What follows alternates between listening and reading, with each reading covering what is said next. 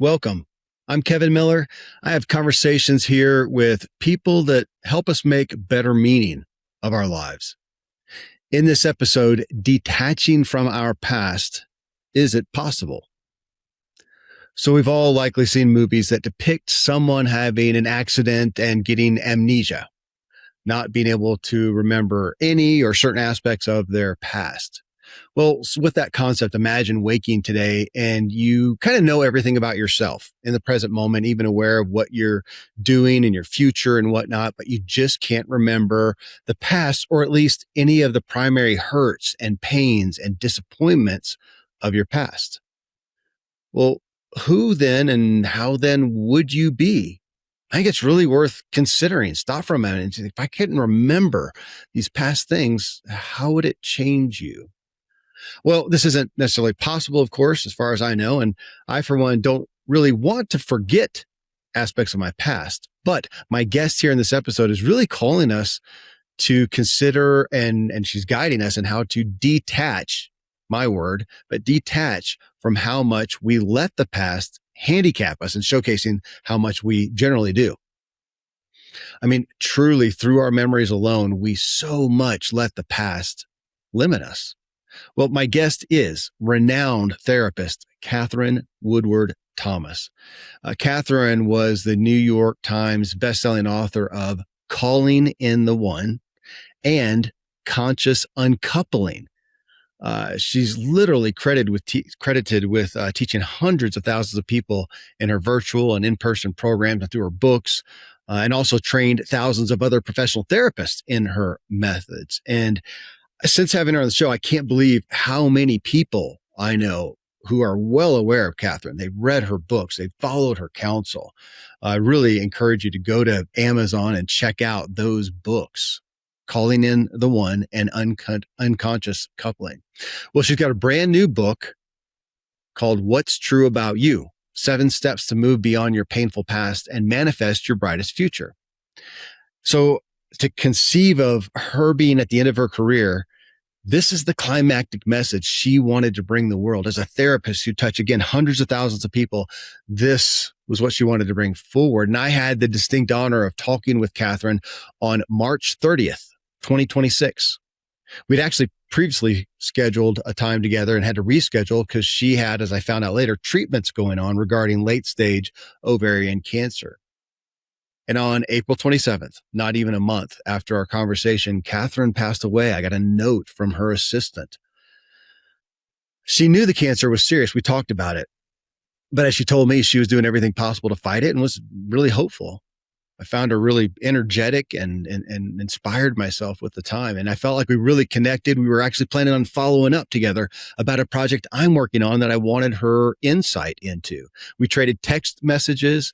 And I really inspired myself thinking about collaborating with not only a profoundly accomplished and influential professional in this self-help space, but with someone I experienced as just a bright light and a tender, insightful soul. I'd like to think now that our conversation that you're about to hear was influenced by the mysteries of her getting ready to leave the earth only 28 days later. So I ask you to tune in with special attention and an open spirit to what Katherine has to offer us regarding truly letting go of the past constructs, I'd say constraints as well of ourselves, that we're holding on to and believing in, and that are keeping us from progressing in the miracle that is our lives. I think Katherine would draw us now to pay attention to the miracle of living, and let's not let our past get in the way. So coming up next, my conversation with Katherine Woodward Thomas about what is true about you that does not have to be attached or limited by your past.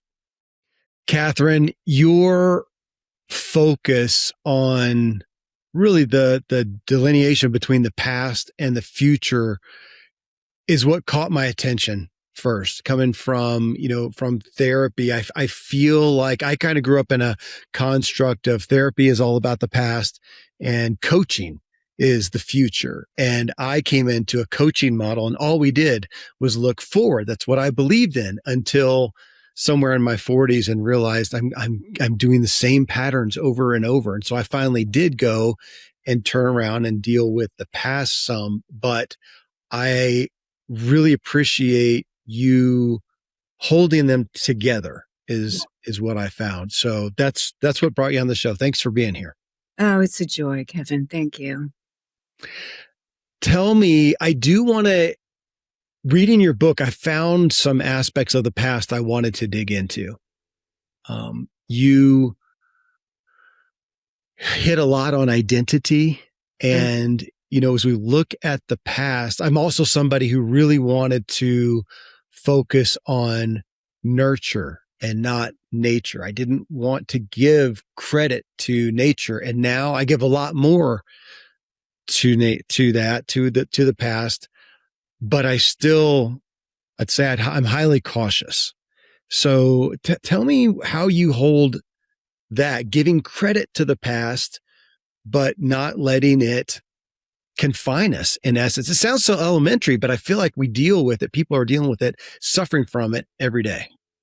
Yeah. And a lot of us have been really in the trenches doing our inner work for a long time to be able to kind of graduate from the limitations that we kind of, feel imprinted with from past wounds when we were, some of them when we were too young to even remember. But they live as kind of an energetic anxiety that we default to frequently, or just this false sense like no one's going to really be there for me, or other people are going to leave, or no one really cares about me. So that's the consciousness that formed in relationship to maybe early caregivers, or the people who we depended on when we were young. So a lot of these beliefs that we have at the level of identity, I'm not good enough, I'm alone, I'm not safe, that do live for us as these kind of, nebulous cluster of emotions that we're vulnerable to kind of dropping into, particularly in response to a disappointment or a setback or a delay. We work on those things. We figure out why I am the way that I am. What happened? Where did it happen? Who did it happen with? And I think we're under this assumption, Kevin, that if I can get to the bottom of that trauma, that suddenly I'm going to be free to recreate my life, no longer under the influence outside of that story. But what I have found in, the years that I worked on myself, and thank goodness I get to be 68 now, so I had all those years of therapy looking backwards, is that what we focus on grows. And if you're constantly focused on the I'm not good enough self, or the I'm bad self, or the I'm not wanted self, you are solidifying that story. Yeah. And you are reinforcing the identity of that story. And one of the things that I have become aware of in the last 20 years I've had the privilege of working with so many people is in my online classes and things, is the recognition that wherever we're centered at the level of identity is where we're interpreting life from. You talk about this, the meaning that we're making, and then responding in a way that actually covertly sets others up to validate that story. Yeah. Now that sounds like a big thing to say, but it's as simple as if I feel insecure, I feel inferior, which is kind of the hyped up, I'm not good enough story, right? I feel inferior to other people. Maybe I start to source my value by over-functioning, over-giving, overdoing for people, and make myself a little bit subservient. And in being that way, I'm communicating to people, I'm training people. My time is not as valuable as theirs. I'm not as good as they are. So we're actually always enrolling people into the story that we're centered in. What's true about you is is really predicated on the recognition that, first of all, a healthy self is a fluid self, right? It's a self that actually, the fixed self, which I don't know if you know Carol Dweck from Mindful, brilliant woman. But she talks about the fixed self, which I call a source fracture story, that I'm alone story, or I'm not safe. So she talks about it's always the same story. You default to a younger part of you that sees things through very unsophisticated lens. very black and white. Why? Because children up to the age of 7 saw things in black and white terms. They didn't have the cognitive capacity to hold nuance or complexity. So all of the adult resources that we have, very often when we get quote unquote triggered, when something frightens us or threatens us, we will very easily, just like a breath, drop into that old interpretive lens and start showing up in, kind of adaptive ways. Maybe I don't presence my feelings and needs because I'm afraid it's going to rock the boat and be the end of the relationship. So I stay silent. But in that way of relating, I'm leaving myself alone in that relationship. I'm showing up as inauthentic. There's only one person there. I lose myself. So this is how we are perpetuating the old story. So where we want to start is with the future. We want to go into the future self. I know you're a big fan of Ben Hardy, and he talked about this. Be your future self now, because it's the future that will actually activate the growth that's necessary to manifest that future and sustain it. And I love what you said about therapy and coaching, because I have been training therapists and training coaches. And I do see that at this point, this contribution of going into the future, which, by the way, I'm not the first one to say this. This is Carl Jung talked about the future. Certainly Joseph Campbell talked about the hero's journey, that there's a journey that we're on. We're going somewhere that we're kind of coded for inside. So healing is the domain of the past, but transformation is the domain of the future, because the past I can analyze and I can figure out why I am the way that I am. But it doesn't always give me access to the power to change anything. If I claim a positive, possible future that's kind of outside my wheelhouse, I've never had a good relationship, I'm going to claim that. That's where my starting point. 1 year from today, I'm going to be in the happiest relationship of my life. I'm going to be engaged, planning a life together with the perfect person for me. No legs to stand on that. No evidence for that. A lot of evidence to the contrary. But it's not about running out to try and find that. It's about becoming who I would need to be in order to manifest and sustain it. And that is a growth journey. So, yeah. Well, and you give a lot of focus to personal responsibility. And as much as I perceived myself, I'm going to kind of relate to my former self. I thought I did, but I just wasn't aware. I wasn't aware of some of the constructs I was living within that came from my childhood, that came from my immature perceptions and interpretations. I did not have what I feel is a traumatic childhood, but it was narrow. It was, parents that knew the best that they knew, and they applauded me a lot. And so I grasped that and thought, oh, that must be the good life, is getting the applause. And so I became the performer and the achiever. And that's what I did until I just wore myself out. And I think you reading your book was a pulling back to, I saw an awareness of who you have become in the past. It's not the end of the story. Like you talked about, it's not that is not done. That's not the rigid you. You are an evolving, a fluid, as you said, a fluid identity. So I found myself in reading your book coming back to taking responsibility for who and how I'm being, especially how I'm being. And if I want to go towards the future, I've got to do that. I missed that point. Again, with my own bias of myself, I missed that. I was just trying to trudge forward, but not aware of the self I had created. Yeah, well, I think Werner Erhard talked about fish don't know what water is. Yeah. Right? That's consciousness, right? We're just water. Yeah, fair. We don't have a distinction of it. It's just what's so. And that's actually kind of dangerous for us, because we do relate to then that construct, the assumptions that we're swimming in, as though it's true. And that's where we get in trouble. And I mean, a big shift in the book is distinguishing the traumatized self from the true self. and being able to bring the resourceful self that we all are. We know how to be, we know how to show up in a competent way. Maybe we're good parents. We're, wonderful workers, or, we have strengths and resources. We have wisdom. So to bring that self into relationship with maybe the 4-year-old self that is convinced in that moment that you're never going to be good enough, to fit in, or that you don't belong, or whatever the primary story is in that particular area.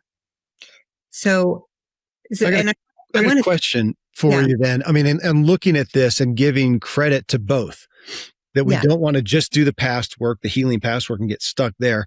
We also, I would say what I did was go towards we're just going forward. That's it. We're never looking back. And I missed some of the things, and I went forward with this, I think a pretty immature and emotionally unintelligent person. And I needed to take some time to come back and deal with those before going forward. But if we look at both of those with value, do you feel like is a part of the impetus of your book here that in the culture right now, are you, like looking at the pulse, are you seeing maybe a bit or a lot of too much focus on the past, that we're giving so much credit to the past, we're getting stuck there? Oh, yeah. And I think it's all, and we get victimized by it. Yeah. We're victimized by what happened, when I was 2 years old and my mother had this incident or this happened. And then we feel really saddled with the imprinting of that limitation. And we get victimized by our own consciousness then. And we feel it's in like some nebulous, secret place that's hard to get to. And this is what I discovered. I love that you brought up self-responsibility. First of all, I like to tell people, when we're talking about non-victimization, let's acknowledge that many of us, most of us, have been victimized in some way. Okay. We're not talking about a denial that something, happened that was incredibly hurtful. So you have to deal with that. You give that to yourself. Yes, I lived through that experience. Okay. And we're also not talking about anything that happened in childhood, because you're not responsible. None of us are responsible for how people behaved when we were young. What we are responsible for is how we are showing up today, and the ways that we're relating to ourselves and to others and even to life. So, for example, if I have an I'm alone construct because I was neglected as a child, so it kind of imprinted me with this feeling like no one's really ever going to be there for me, or others are going to leave, this projection that you talk about a lot, where we're projecting that onto people and we assume it's true. So inside of that story, I'm going to do things like become incredibly self-sufficient. So I don't really need anybody, because the belief about life inside the I'm alone story is that I can never get my needs met. So why bother even telling people what they are? So I'm never really giving people a chance to come into my world. And how relationships go for me is I'm the giver. But if I don't go into someone else's world, they're not really coming into my world, because I'm not actually taking the risk to be authentic or vulnerable. I'm also avoiding conflict like the plague, because I think that's the beginning of the end.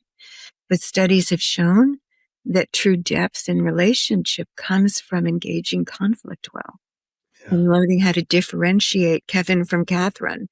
That you're a different person than me. You think differently, and how I learn about you. So conflict is imperative to authentic relationship. So I've actually, Kevin, narrowed it down to what I call 22 different source fracture stories, the most common beliefs that we default to at the level of identity. And then the very specific ways that we relate to ourselves, others, in life that actually create more evidence for that story. That's where resignation comes in. People feel like, I'm never going to be able to change this. I've been working on myself for so long. How am I going to change this relationship path? Why am I with another narcissistic person? Why am I here caretaking this person again? Why am I broke again? How did this happen again?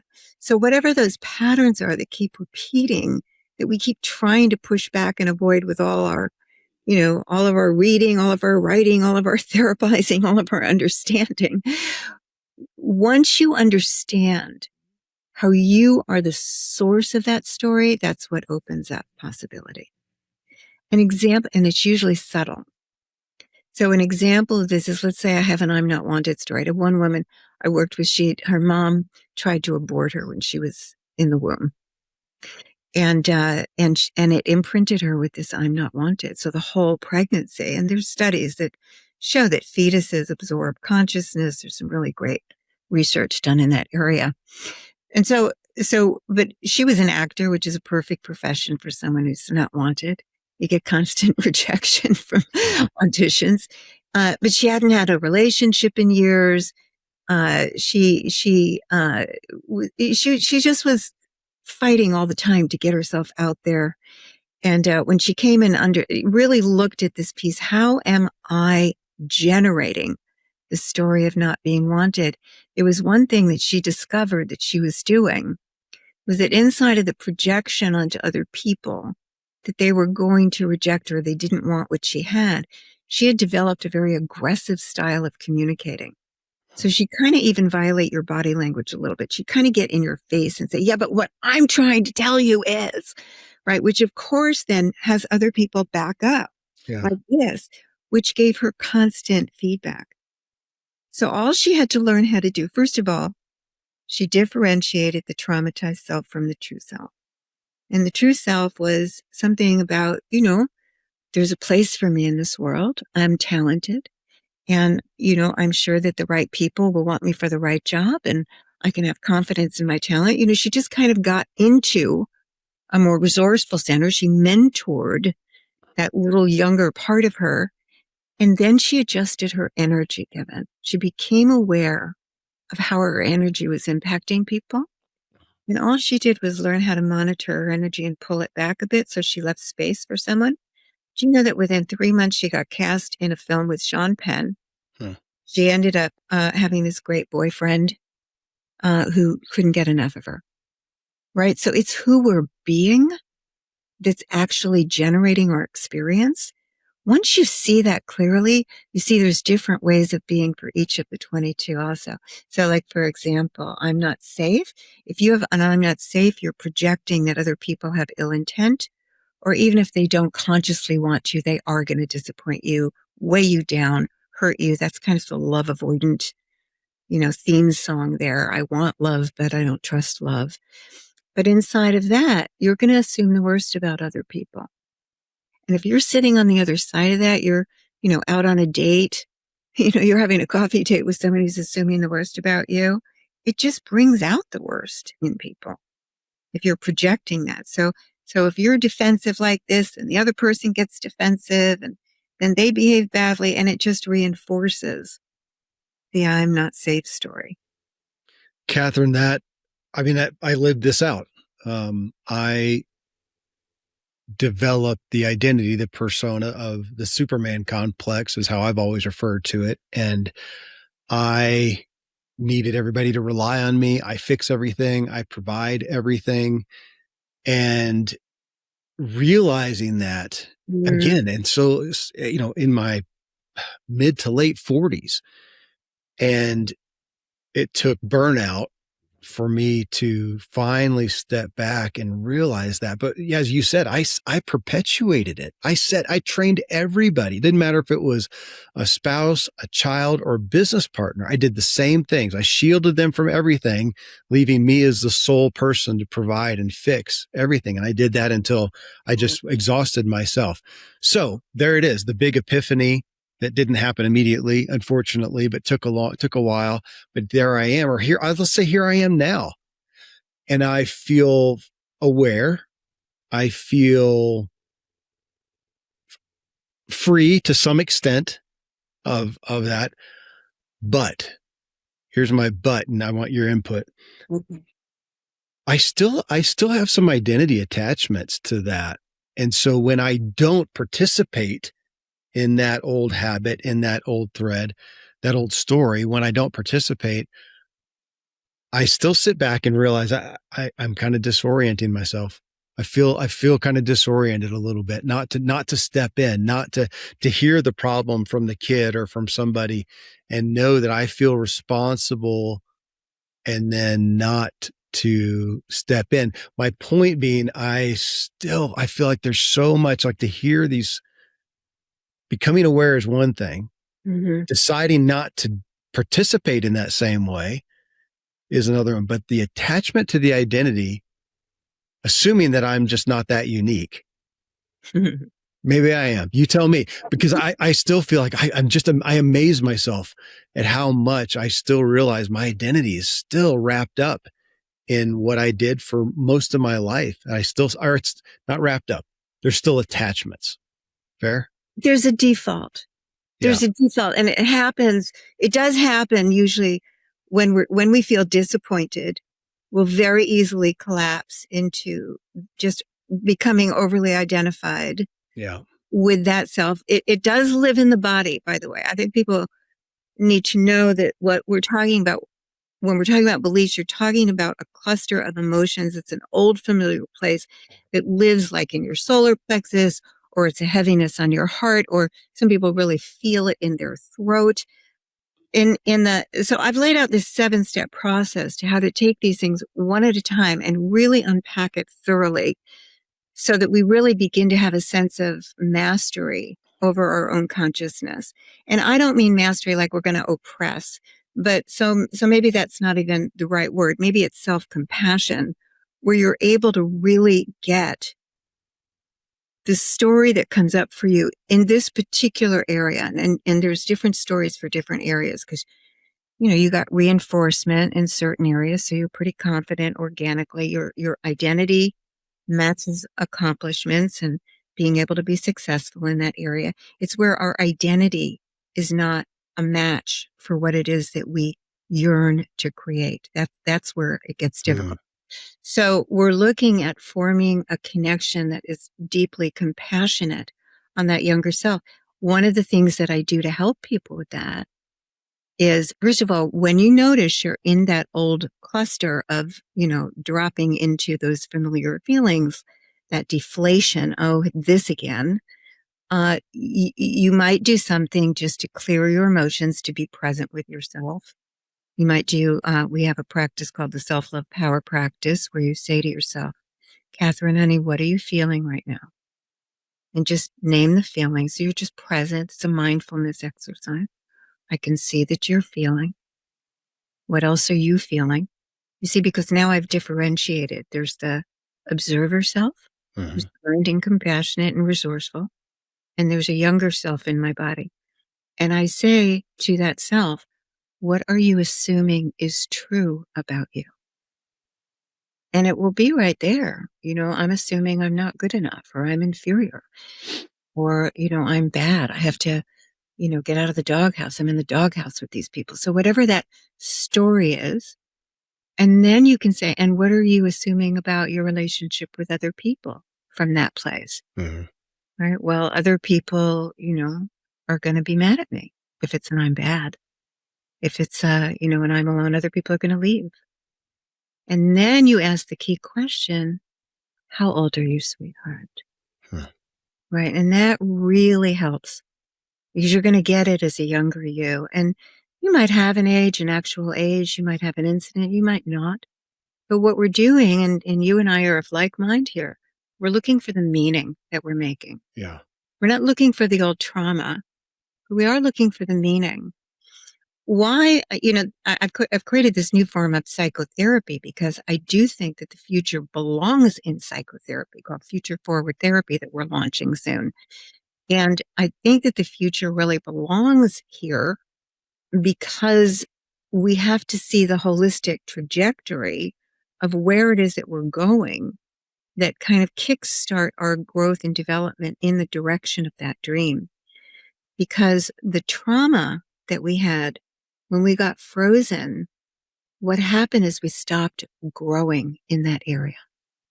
So if I had a narcissistic parent and I developed an I'm invisible story, the corresponding belief to others generally with I'm invisible, very often is others don't really care about me.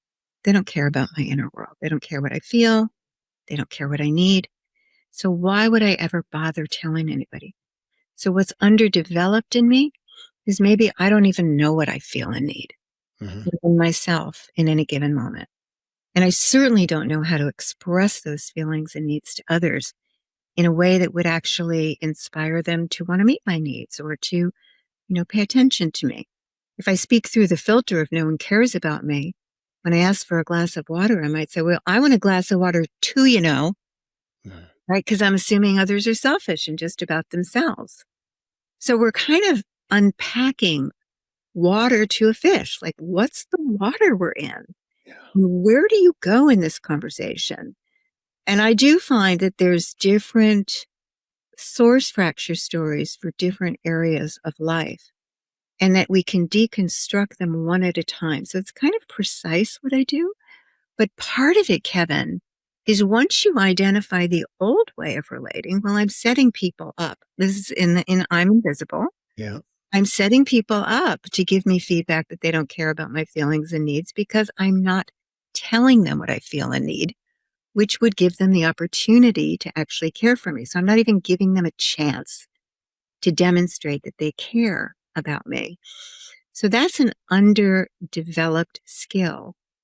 And what I'm saying is that analysis, where all these beautiful practices we're now doing to kind of loosen up trauma in our body and the grip that it has on us, is to be able to also consider that the reason I keep dating narcissists or working for narcissists or attracting them somehow in my life is really because in the very beginning of the connection, I am missing the skill set that would have me weed that out or would have me actually set boundaries that ensure greater health in that relationship where I'm really taking charge. So right from the Yeah. get-go, asserting feelings and needs and boundaries and negotiating my needs in that relationship, maybe more so than in other relationships. But that is a skill I didn't learn yet. So I like to say that we're repeating patterns because we don't yet know how to do it any differently. I'm sitting here thinking one of the constructs I've been using in this is in a relation, in a engagement, is not only looking and saying how would a secure person react, but I've been trying to own it. How would secure Kevin respond? Mm-hmm. Beautiful. And Katherine, just really blew myself away Mm-hmm. realizing how often it's a different response. Point being, how much of my response is about supporting me, protecting me that I was so unaware of. Just again, the habit. So to step back and go, how would a secure Kevin respond? And realizing how often it was not only a different response, but often no response. And how often I'm responding, it wasn't productive. It wasn't constructive for the other person. It was all just about me. But again, I found myself grappling initially with my identity. Even to the point, Katherine, this has been one that's been almost as disconcerting as anything. Back to identity, I am, even though I'm by nature pretty introverted, but I can turn on the charismatic, Kevin, the outgoing Kevin, the conversational, and be quick on the draw, and realizing it's entertaining. I don't think it's real connecting. And now as I'm looking to connect, I stop a lot of that. But that was so comfortable for me to be, especially the witty stuff, to throw that in there, the irreverent stuff. That was me. I would kind of break things up. But I don't know that it added. Sometimes maybe it did. But again, I come back to looking in the mirror is what I felt like. I felt like a lot of times in my mind's eye, I'm holding a full length mirror over here, and I just have to bring it in front of me every once in a while. I go, Kevin, check in. This is you. And when you check in, to be able, so what in step 2 of the process I created, it's about naming that source fracture story, and I like to actually really put it in language because language is a container. Yes. Until I have something in language, it kind of has me. Right. So to go into the body and to say that question, like, well, what are you making this mean about you? Yep. sit with that. And you might get like three different things. I'm not enough, or I'm alone, or, I'm damaged goods, or whatever Yeah. the story is. And you go with the one that, kind of feels like it has the most energy.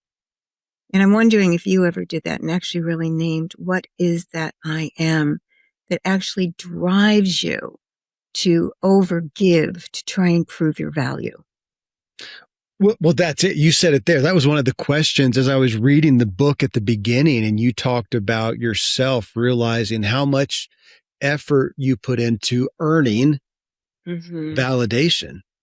And as I was reading the book, I kept coming back to that, Katherine, and realizing how I don't want to. Yeah, I do. I paint with a broad brush. It feels like, again, asking that question, how would a secure, Kevin respond, is just how needy I have been, and how needy the culture is. And I look now with different eyes and feel like, oh my gosh, everybody's trying to earn. Everybody is trying to achieve. And I'm tempted to say that their self-worth. And I'm looking at that now. I don't know a better term.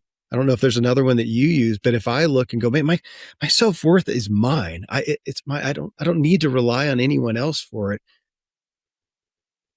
It changes everything. Well, and now you're talking truth to yourself. That's the waking yourself up. I love too that you talk about the trance of trauma, because I love that term. I use that term too. Yeah. That we're all kind of in this trance and we're trying to fix, that story that somehow I'm at some deficit.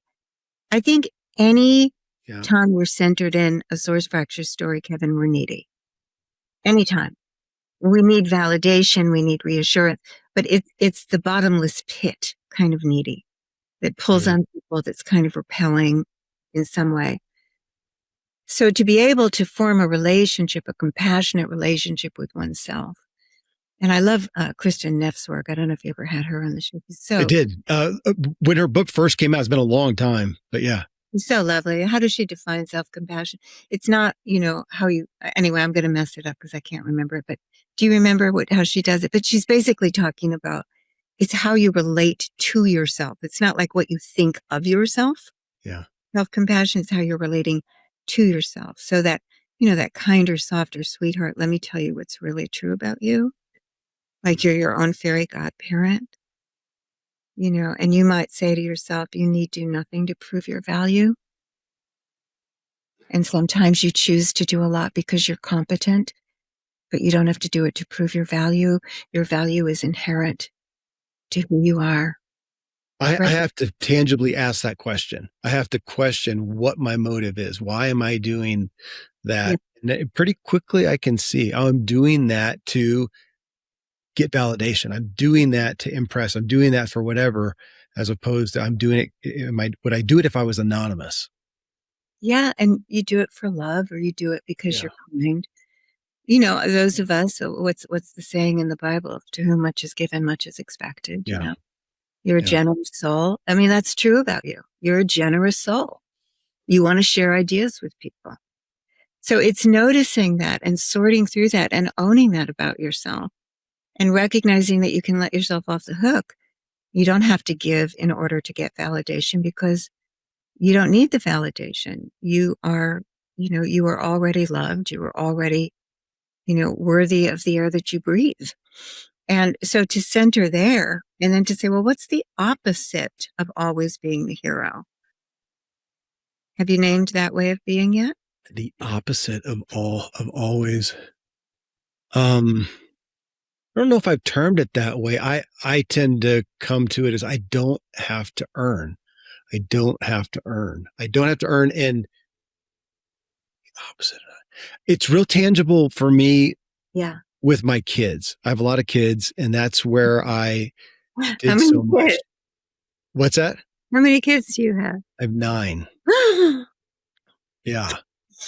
No religious affiliation or reason for that other than just being nuts. It's just going with your hair on fire and doing too much of everything is where I think that came along with. So my kids and now looking and not being the hero, or I have to question, is being the hero depriving them I had Sure. a daughter. I don't know at the time, she might have been early, she was early 20s, um, maybe even late teens. And she was telling me something, and she kind of heard herself talking about a problem. And she caught herself and said, Dad, I'm telling you this. I don't want you to fix it. You, Oh. you'll keep me from learning how. And my gosh. Ooh. Yeah. Yeah. That was a wake up moment. From the mouth of babes.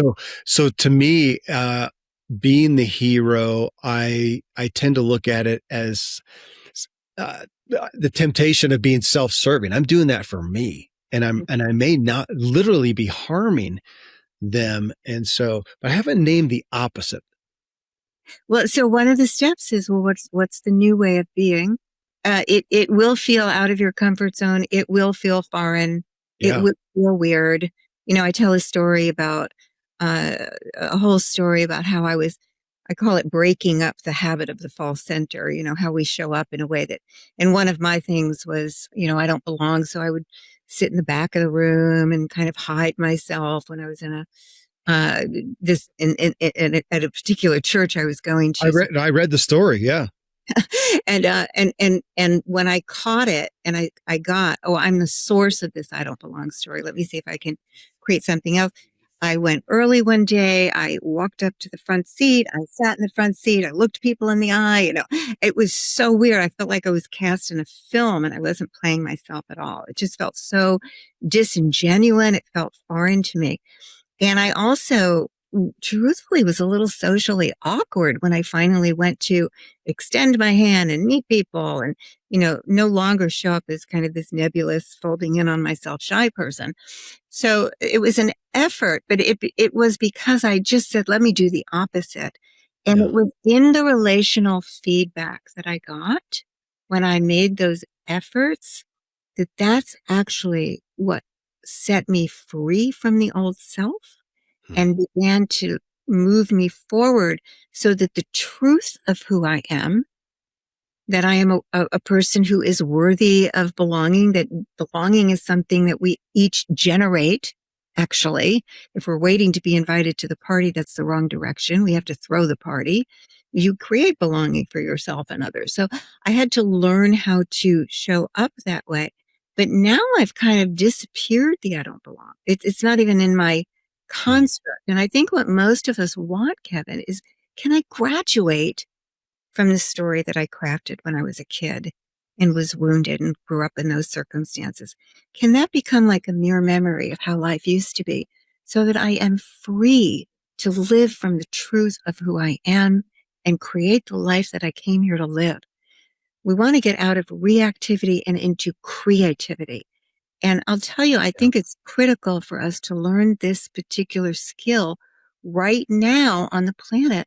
We have to get that there is no fixed future, that we are generating our lives and our world in each and every moment. And so to stay awake to our agency, and what's the word? You have sagency. I love that. You have sagency with your process there. What? To agency, even in the face of what's happening in our world, right? Well, okay. So let me pull something out. This is I really appreciate, let's see, how many are there? 5. You have 5 premises, I think, right at the beginning of the book. And I, of course, went through them all. And premise number 4 is you are the source of your own experience. So yeah, this is the terminology I am living, the soup I'm swimming in these days. Yeah. But you actually say, I'm going to read the statement out of your book, Katherine. You say the breakthrough happens when you become willing to take 100% responsibility for yourself as the source of your experience, letting go of blaming anyone else for why you are the way you are.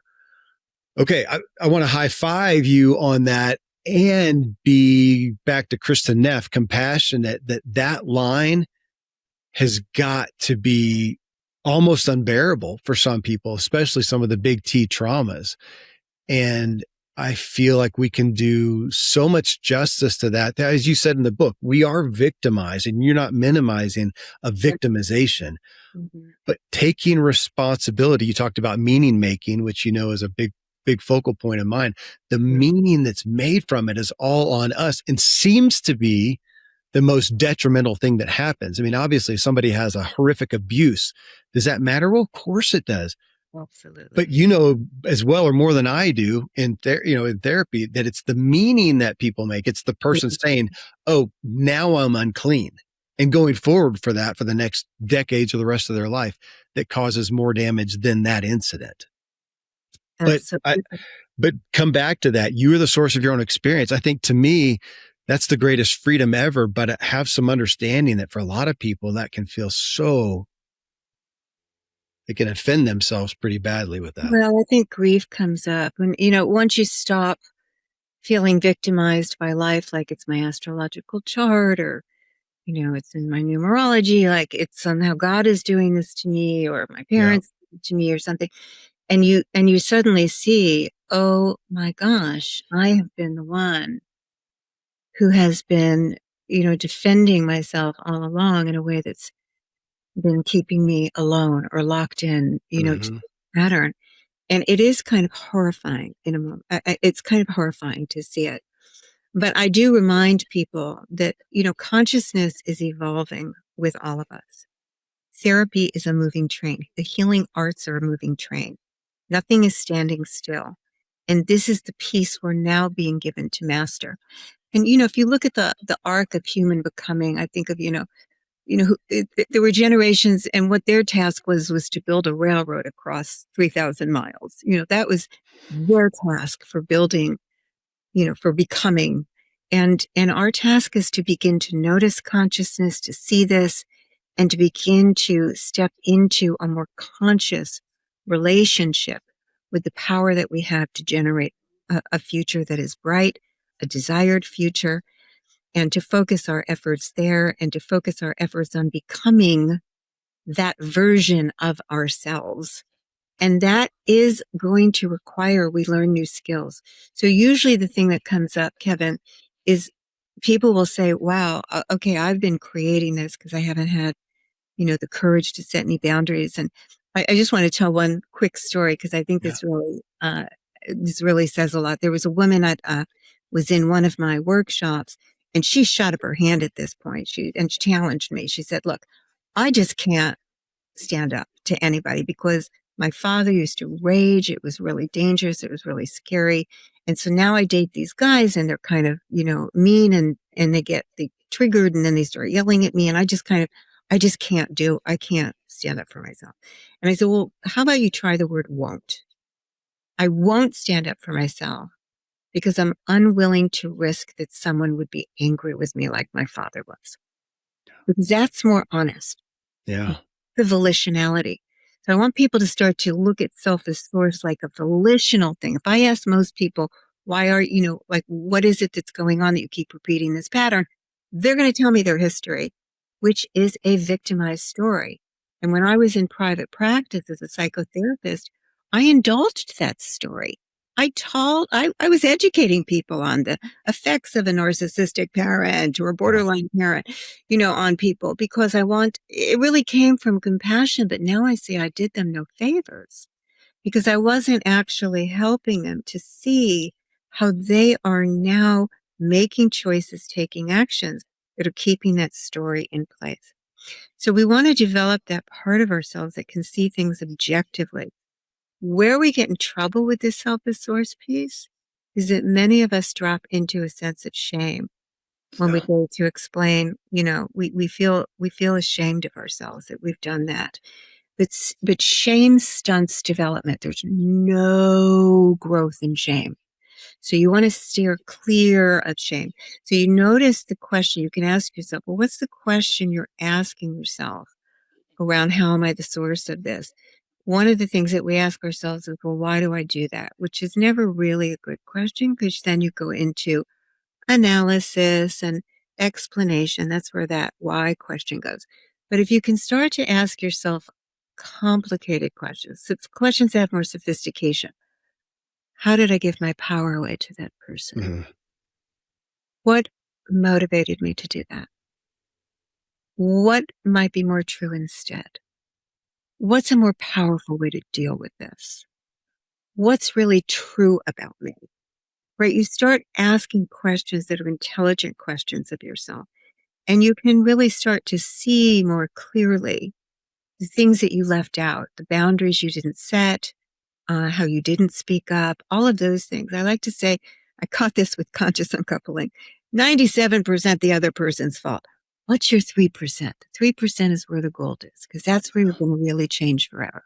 So really be interested in that 3%. It might be subtle and small, but it will make a world of difference. And it's also going to mean you're going to have to go to a workshop. You're going to have to go, learn something from Kevin's podcast here, because, there's certain things, again, that we're missing, the missing development.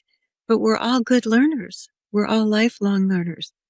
So I would rather spend time learning now how to have boundaries, being awkward at it, being a beginner, making a mistake, than, telling my story to yet another kind-hearted therapist for the 1000th time.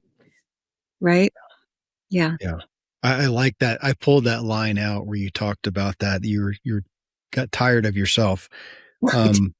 But one thing you just said, I'm pulled up the contents in your book here, and it's step 1 in the book, Claim a Positive Possible Future. And the quote that I have pulled out is, it's not what happened 30 or 40 years ago, but 30 to 40 minutes ago, where you repeated the same ugly pattern. And I look at the meaning making, that something happened back here in the past.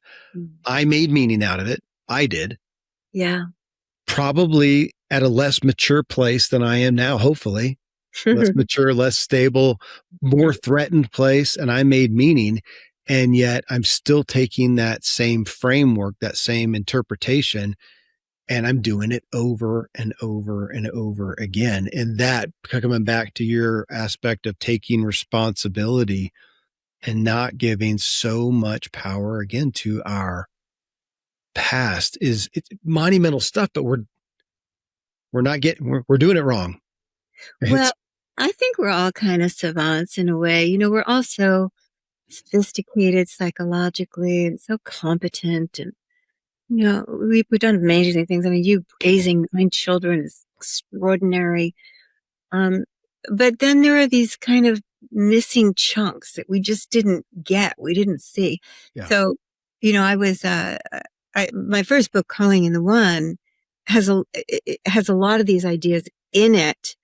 And one of the things, certainly taking responsibility for yourself. My pattern with men back in the day was unavailable men. And I had a particular thing for married men, which, I feel terrible about saying today, but that was what was so.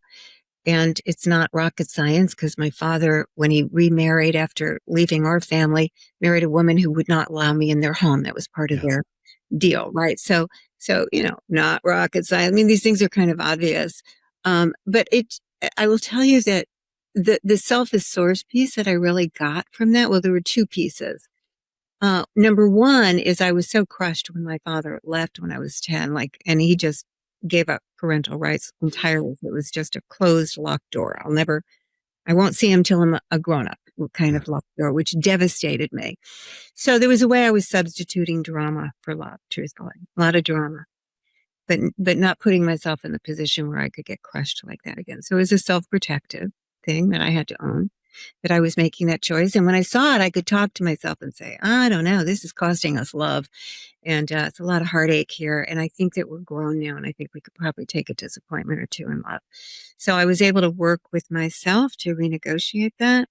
But the other thing was pretty simple, in that the criteria for who I was dating at the time was charisma and, how sexy that person were, the banter that we had together, shared interests. It didn't even occur to me to actually have on my list that somebody would really show up for me. It just was not even in my wheelhouse, because it wasn't like that in my childhood.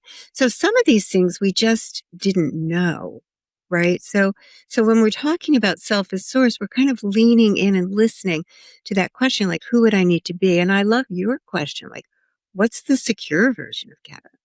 What does Kevin look like in that version? Because that's going to pull you into becoming that version of yourself more and more. Yeah. You said it just a second ago, Katherine, you said, in a in a circumstance we may be in, what might be more true? What do we inherently believe? What might be more true? And that aspect, you mentioned it before, of how we make meaning. Again, it's one of the more kind of along the lines of how it's secure, Kevin responded, but looking back and going, okay, I just, X is happening and I'm making meaning. Could I make a different meaning? Sometimes I almost struggle because I'm me, I'm thinking this way, but if I'll put it over here and go, could somebody else, and for me, could another guy right here, very similar to me, experience this differently, make different meaning? And I go, almost 100% of the time, I go, well, absolutely. I can, and maybe it seems a little preposterous, but they could have a different perspective and make different meanings. So I am back to your aspect of I'm the source. What I'm seeing here, I'm seeing me amongst this. And I've, play with, could I make a different meaning? And the one that really tends to bust my bubble is to look at it and go, what meaning do I want to make? Wow. Having the choice to, again, can almost feel a little bit of offensive. Like, come on, how could you make a different meaning? But I take it to the nth degree of going, if I'm in a car wreck on the way to get my kids here in a minute and lose, as a very athletic guy, and lose the use of my legs, I would not choose that, but I'll have to choose the meaning. And we've all seen people of traumatic trauma choose horrific meaning that just takes them down and ends them. And other people who make almost, it seems, ridiculously positive meaning out of something terrible. Right. And you go, well, we get to choose. And I still struggle back to compassion of not minimizing anyone's perspective, especially, in the acute aspect of it. I mean, you're in an acute place right now with some of your health that you're going to make meaning of, and looking at that and going, man, that's everything. It is everything. And just staying in the mindset of that. And very often we have to effort it, because we do tend to believe what we feel. Mm-hmm. And when the old story comes up, we feel it.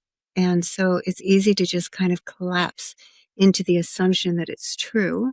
Mm-hmm. So to develop that capacity to step back and question our own assumptions, name what those assumptions are, and question those assumptions. One of the things that makes this a little bit easier is, for our listener here who's with us in the conversation, they might feel, maybe someone is feeling kind of resigned. And they say, well, that's all good for Kevin and Katherine, but I'm not sure about me, And then I like to say, well, what's the part of you that brought you to listen to the podcast this far? Right? Maybe that's 1% of you thinks this could get better. But if I listen to the end, maybe something good could happen here. It's the part of you that does believe in possibility. So we as a culture, we're underdeveloped in seeing the possibilities that are present. We see problems, we see pathologies. We don't necessarily see possibilities. And one of the points of the book is, let's start to practice looking for the possibilities that are present. How does this make sense? Where could we go from here? What is a more desirable future? And what will I need to let go of in order to make room for that future? How will I need to grow in order to prepare myself to receive that future? And what's the next step to be able to start to co-create and generate that future? Katherine, tell me your thoughts on, you just said, what do I need to let go? I don't remember who it was, some wise soul I had on the show who, you talk about Dick Schwartz in the book. My thought is him, or maybe Terry Real or something, but that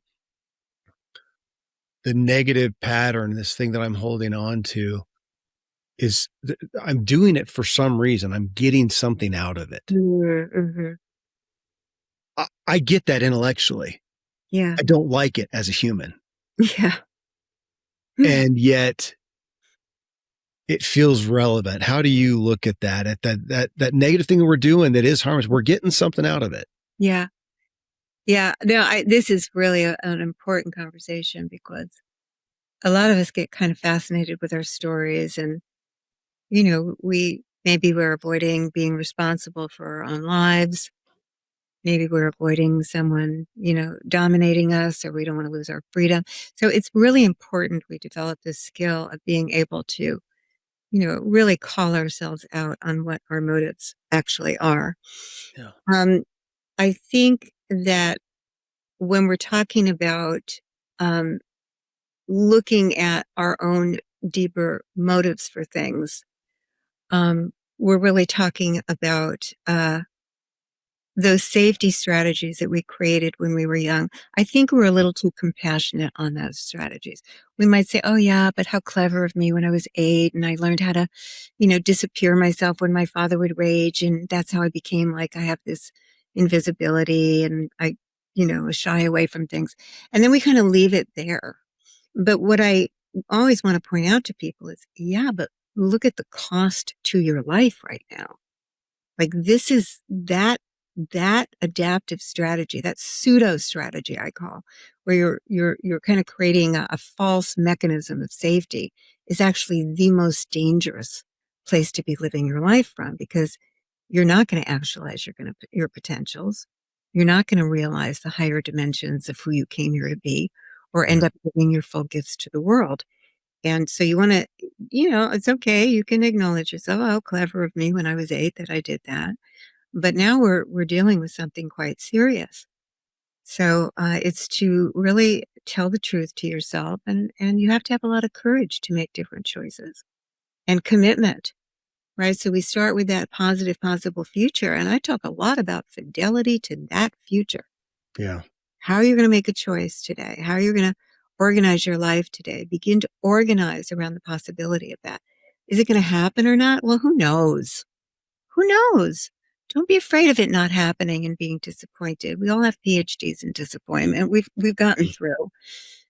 Go for the gold in your life and see how that begins to activate what Wayne Dyer called the future pull that begins to grow you in that direction. I think I'm going to let that be the mic drop right there. I could keep you on here for hours, Okay. but I think we'll do a part 2 Oh, on this. I want to hear about your next project as well. And so maybe we'll come back on that. I, again, just found so much alignment in your perspectives, and we'll keep digging in. And thank you for your work, for your courage in bringing it forward, as you mentioned a minute ago. And honored to just be a recipient and to share it with my audience as well. So, Katherine, thank you. thank you, Kevin. It's been a joy to have this conversation with you. Well, thank you for joining us in the discussion. That again, Katherine Woodward Thomas, and the new book that I was referencing, What's True About You? 7 Steps to Move Beyond Your Painful Past and Manifest Your Brightest Future. And again, would encourage you to check out her other books that have sold millions of copies. You'll see thousands of reviews on Amazon. And I actually will admit I want to go get her other books now. I had not done that previously. So thoughts with Katherine, her friends, her associates, her colleagues, and her family. Until next time, here's to you and me making better meanings in our lives and experiencing the miracle of living, especially while we are taking the conscious breaths that we understand to be our lives today. Yeah.